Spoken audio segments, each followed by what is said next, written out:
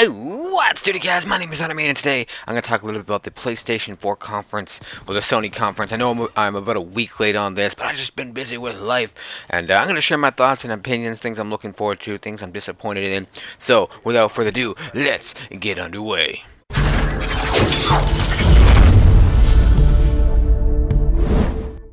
So the conference started off with, the guy. I don't know. They talked about some bullshit that no one really fucking cares about. But they showed off the PlayStation 4, the way it looked and everything. And I think it looks good. I like it. A lot of people says it looks stupid, but it's kind of like it's small, compact, and has a little like sleek design. It kind of tilt backwards, and I kind of like that. And the reason why I like that is because it looks different from the PlayStation 3. It looks different from the PlayStation 2. It looks like they actually took the time to redesign everything. At least the way it looks, anyways. And I'm saying this because the Xbox One, in my opinion, anyways, looks a lot like the 360. It's just a taller, slimmer 360. That's what it looks like. And when I buy a product, I want it to look like it's something brand new. I don't want it to look similar to your previous product because I don't want it to feel like I'm buying just an upgraded version of the last or the previous version. And that's what the Xbox One looks like to me. It just looks like I'm buying a 360 and with, new insides. And I don't want that. I want something completely new, completely different. But I mean, I understand why Xbox One would do that or Microsoft would do that. It's just, familiarity. People like to buy what they're comfortable with. But whatever. But my only concerns with the PlayStation 4 is overheating, because from what I understand, what hardware is inside the PlayStation 4, it produces a lot of heat, and for it to be in a tiny box like that with no like very from what I saw anyways, very little ventilation, and for all I know the only ventilation it's gonna have is the fan. But who knows? Oh, and maybe the side strips going around, but who knows? I don't know.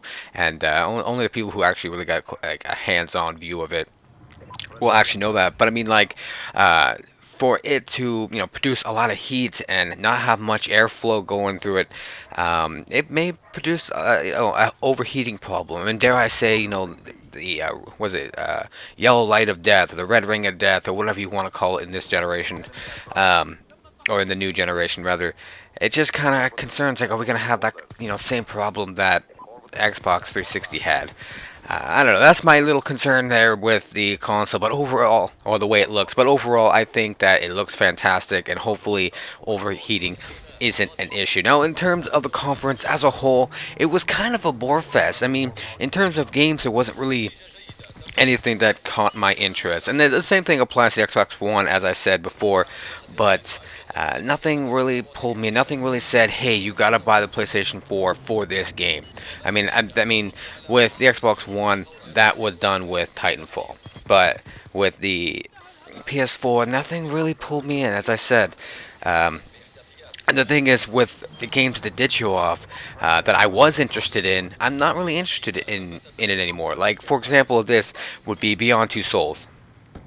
When they showed it off first, what was it, back in February or whatever the fuck it was, it was supposed. They showed us like it was a dark kind of feel to it, kind of like Heavy Rain, which I loved. I loved that fucking game to death, and it was very interesting to me. You follow a girl and she's going through her life and trying to figure out, her life with, all these powers that she has or whatever it was. And now they show off the trailer at E3, and it just seems like they took a complete 360 turn on the story. Now you're going to Afghanistan as a government agent or whatever the fuck it was, as a soldier to fight some war that really I don't really care about. I'm kind of tired of war-based games. I really am. And to see this game take that kind of turn, it kind of disappoints me. It kind of, like I said, makes me very uninterested in this game.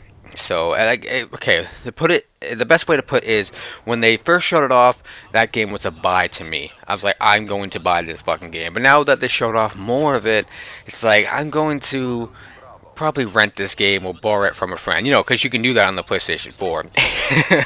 I'll get into that in a bit.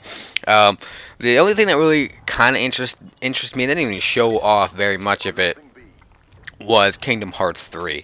Now, I never played Kingdom Hearts 1 and Kingdom Hearts 2 and 1.5 and 2.7 or whatever the fuck they have out there. I'm not sure, but I kind of really want to play Kingdom Hearts 3 just because I love RPG games, and I think what I'm going to do is probably buy the remakes that they are coming out with just for Kingdom Hearts 3. Like that's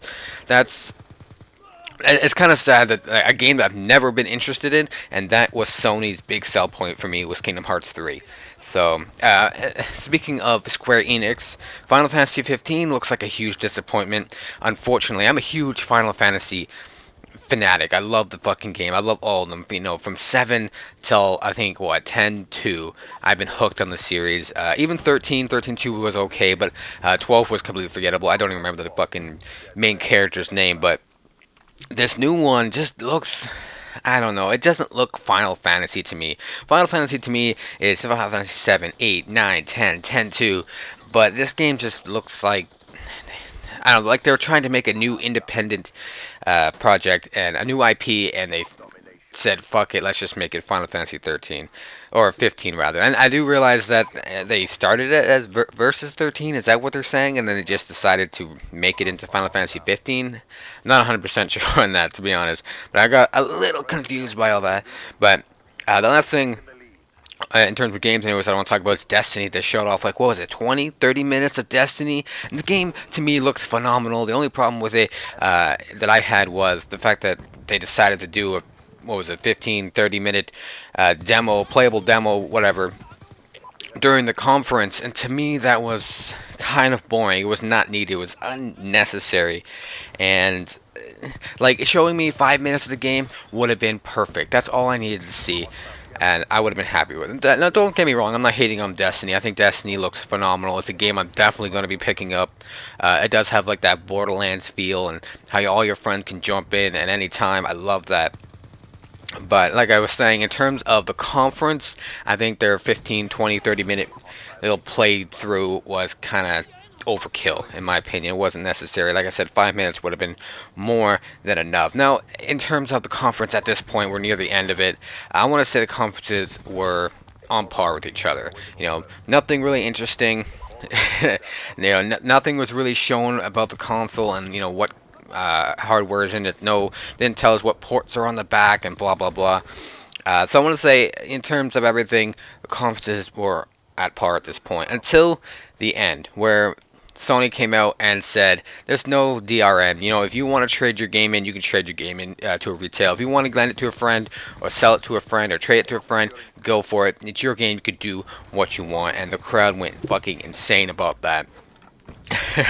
Which I think is a very, very smart move. But and I just find it really comical to see, you know, a big corporation like that, like Sony, taking jabs at Microsoft on a huge platform like this at E3. That's insane, and I always find it funny. I still get cracked up watching their little promo video showing you how to trade a game for the PlayStation 4.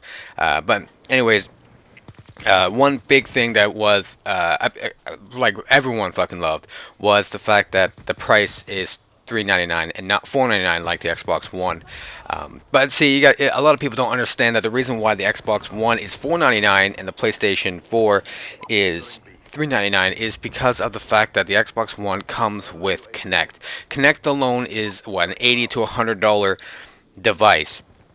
And that alone will bring it up to $4.99, while the PlayStation 4 does not come with the PlayStation Eye. Again, same thing, $80 to $100. That's going to bump the PlayStation 4 right up to the $4.99 mark. For all we know, Sony is going to have a separate bundle that comes with the PlayStation Eye for $499 to match the same price of the Xbox One. And another thing we got to throw out there is, you know, in the future, when the bundles drop, you know, the Xbox One may come with 2-3 games, like full good games on launch, while the PlayStation 4 console may only come with, you know, like 2 or 3 indie games that no one really fucking cares about.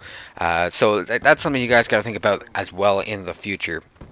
Now, one thing that was kind of annoying, they kind of slipped it in there, didn't really say anything about it, didn't really talk about it that much, was that in order to play multiplayer for any game, you have to have PlayStation Plus. Now, like I said, it was a little shady that they didn't really, they just kind of slipped it in there, didn't really talk about it that much, but but I saw that coming. I saw it coming. Like eventually, it's going to be required for online play to pay, 60 bucks a year on the PlayStation. Because if they went the free route again, that's a huge mistake on their end.